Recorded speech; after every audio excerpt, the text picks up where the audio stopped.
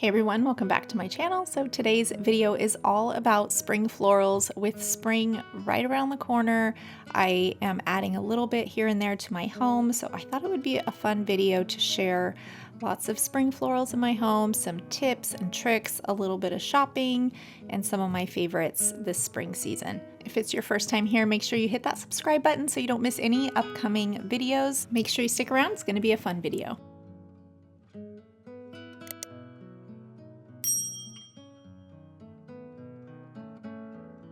So I wanted to start this video off by sharing some of my favorites that are in store, and these are faux florals. I always love shopping at Hobby Lobby because they have a huge selection. I thought these little pink faux florals were super cute. You don't need a ton of them, but you could also do a ton and it would look really cute. These white ones are a really great little spring item and they're super inexpensive. Up close you can tell that they are a little fake, but from far away they do look really cute. And those would look good pretty much anywhere in the home. I think these are really cute too. These lean a little bit more towards like a country or rustic theme, but I think with the right vase, these could actually look really pretty in the home as well. To me, a fern or lots of greenery screams spring, and they're so simple. You don't really need a ton. You could easily do 2, 3, or 4 in a really tall vase, and it would just bring so much life to a space. I also love these for like a shower theme type centerpiece. The height, they are just so beautiful, very spring-like. I think these are my favorites hands down at Hobby Lobby, with just a little bundle like this in a very pretty simple vase.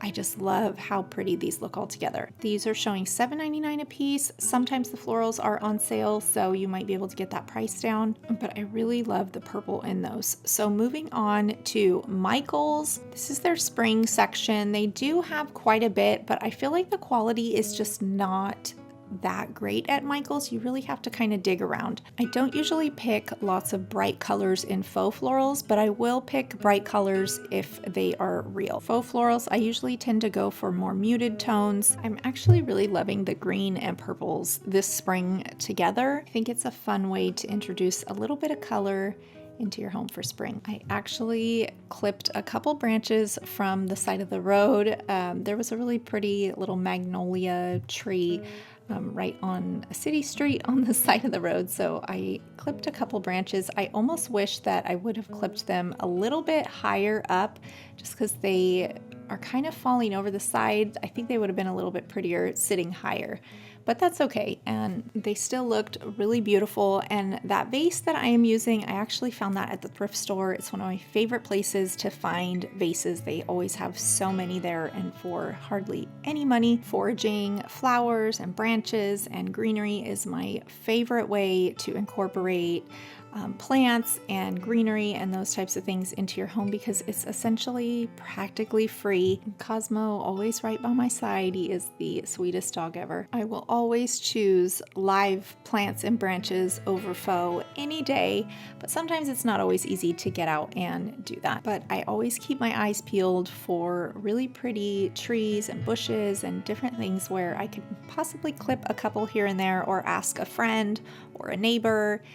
One thing that I wanted to look for was lemon branches. I think that would also be a really cute way to incorporate some greenery, and those lemon branches always smell so good. But I really loved this. It added a little bit of color to the kitchen and just really brightened the space, and every time I would walk past them, I just think they're so beautiful, natural, a little bit of color. Even that vase has a little bit of purple or pink in it, so it was just the perfect vase, but very simple, understated, but it's so pretty. So let me know in the comments, are you somebody that will go out and forage flowers or branches? I know some people are like, I could never do that, I'd be embarrassed, or I don't want to ask, but I totally just go for it. Anything to make my home look cute. I do always make sure that I'm not on private property, parks or city streets, and friends and family, I'm always looking. This is a public park that's in the area, and I am always obsessed with the pepper trees in this park. So I grew up with lots of pepper trees around our family ranch, and I'm kind of obsessed with them. My dad planted lots of pepper trees on our property, and it's kind of rare that I see them And so when I do see them, I'll clip a couple branches and just bring them home because I love the way they smell. They kind of remind me of being little and our family ranch. These almost look a little bit kind of tropical or fern-like, so I thought they would be so pretty with this really dark brown vase. I actually DIY'd this, I think a couple videos back. I'll link that for you guys, but I couldn't wait to get those bright green stems in this vase of water. And what I love about the stems or branches is they last a pretty long time. Flowers, not so much, but yeah, I definitely had to play around with these because they're very floppy. So I wanted them a little bit shorter. They kind of draped over, a little bit had some height to them just to kind of add a little bit of variation. You can see there is a little bit of new growth of those little round ball-like things coming off. There wasn't a ton, but just a little here and there. Those are actually peppercorns. And depending on what type of tree this is, a lot of times those peppercorns will turn a red and then eventually fall to the ground throughout the year. But yeah, they're a really great tree. I definitely can't wait to plant my own one day. Yeah, lots of great memories playing under these trees.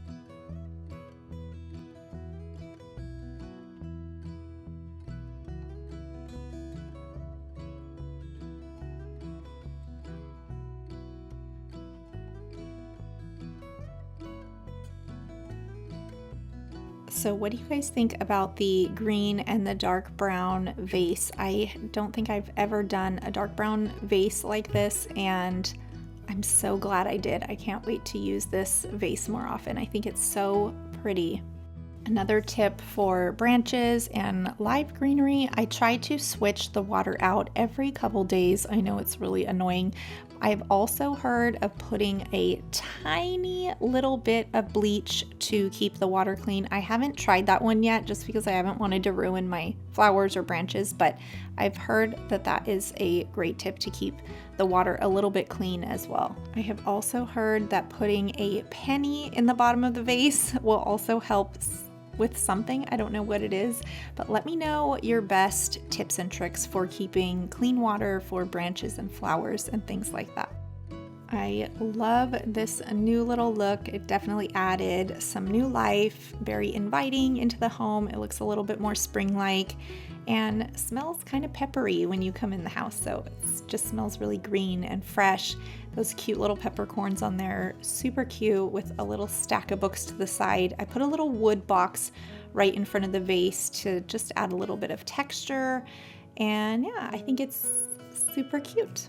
So I don't know about you, but for me, I really think that seasonal depression is real. We've seen a little bit more sun lately. We've had a little bit of rain too, which I'm okay with as long as the sun comes out.